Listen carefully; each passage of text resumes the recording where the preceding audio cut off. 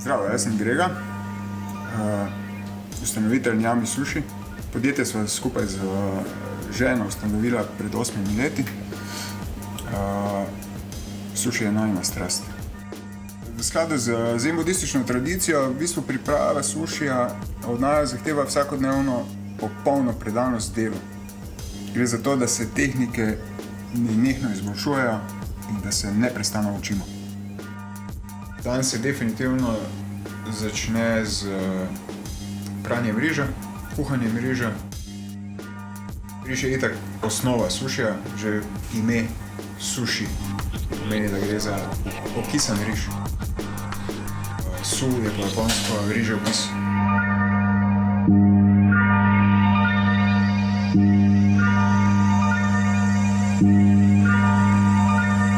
Ljudje največkrat se tu na zahodu razmišljajo v smeri, dober suši pomeni sveža riba.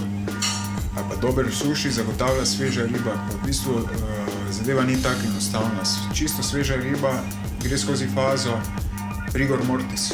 To je faza, kjer v bistvu mišica se zakrči in gre skozi obdobje, kjer je težko žvečljiva in hkrati skoraj brez okusa.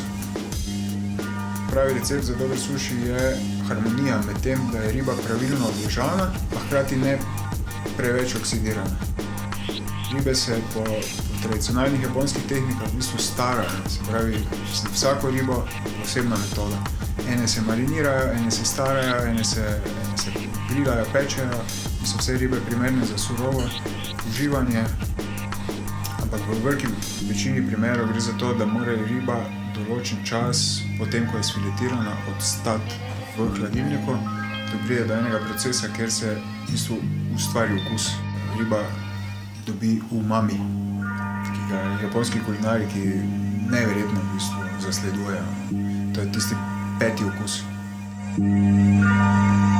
Zen budistična osredotočenost na detajle gre pri pripravi sušija recimo do te skrajnosti, da so suši mojstri zelo pazljivi pri temperaturah. Ne govorimo o temperaturi sušija, ki gre na mizo v stranki, ampak govorimo celo o razliki v temperaturah. Ohlajena riba preko riža telesne temperature. V idealnem primeru riba ohlajena na 8 stopinj, riž pa telesne temperature.